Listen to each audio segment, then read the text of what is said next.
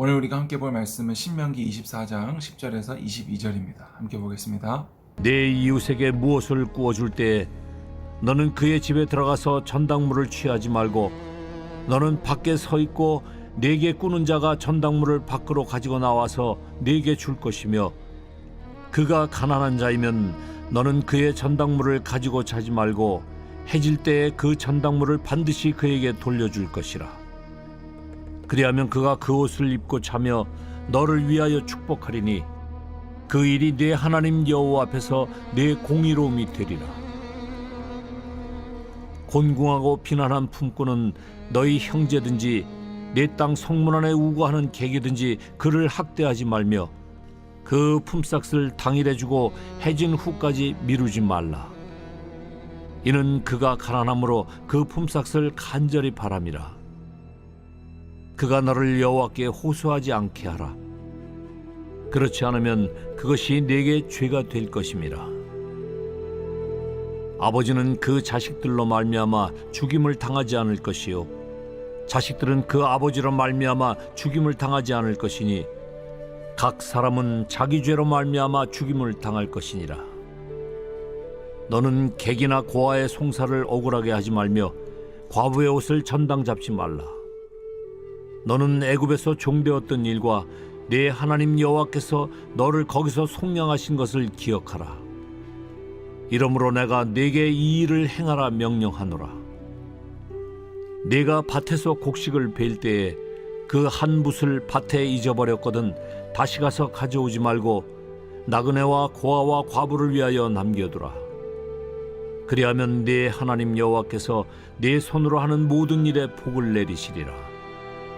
네가 네 감람나무를 떤 후에 그 가지를 다시 살피지 말고 그 남은 것은 객과 고아와 과부를 위하여 남겨두며 네가 네 포도원의 포도를 딴 후에 그 남은 것을 다시 따지 말고 객과 고아와 과부를 위하여 남겨두라.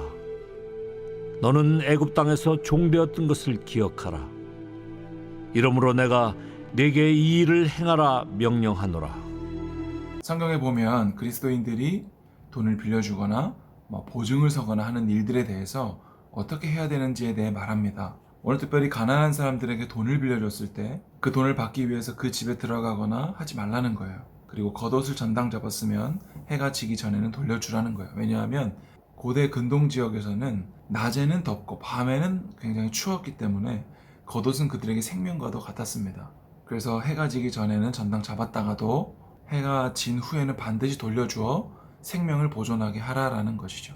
그리고 내가 일을 시키는 사장님이라면 알바생들에게 그 삭슬 해가 진 후까지 미루지 말라는 거예요. 무조건 해지기 전에 주라는 거죠. 왜냐하면 그 사람은 오늘도 그 돈을 가지고 자기가 먹고 살고 가족들을 먹고 살려야 되기 때문에 그 생명을 가지고 품삯을 미루거나 하지 말라는 거예요. 그리고 객과 고아를 억울하게 하지 말고 그리고 과부의 옷을 전당 잡지 말라. 이스라엘 사람들이 옛날에 애굽에서 종되었던 때를 기억하라는 것이죠. 예수님께서도 1만 달란트 빚진 자 비유를 이야기하시면서 1만 달란트 탕감받은 자는 그 누가 나에게 빚졌더라도 용서해 주라는 거죠. 1만 달란트는 뭐예요? 내가 탕감받을 수 있는 가장 큰 액수를 말하는 거예요. 그것은 곧 죄의 문제였죠. 지옥에 갈 수밖에 없었던 죄 문제를 해결해 주시고 생명을 주신 하나님 앞에 다른 사람이 나에게 얼마를 빚졌든 용서해 주라는 거죠. 그리고 곡식을 벨 때 볏짚 한 단을 잊어버렸더라도 찾지 말라는 거예요.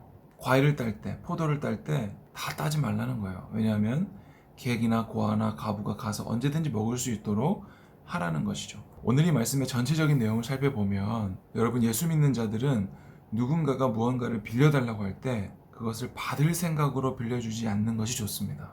그가 이것을 통해 생명을 보존할 수 있고 당장에 급한 일을 처리할 수 있고 그리고 가장 위험에 처했을 때 생각나는 사람이 예수 믿는 우리였다라고 한다면 우리는 얼마든지 예수님의 사랑을 예수님의 손을 내밀 수 있다라는 것이죠. 그리고 그는 겨우 내가 빌려준 돈 얼마로 인하여서 예수님의 사랑을 알게 되고 예수님을 믿게 된다라면 우리는 얼마든지 빌려줄 수 있어야 된다는 거죠. 우리는 언제든지 우리가 얼마나 큰 은혜를 입은 자인지 우리는 죄로 인해 죽을 수밖에 없었던 사망 그것을 탕감받은 자들이잖아요. 그래서 바울은 성경에서 우리를 복음에 빚진 자들이라고 이야기합니다.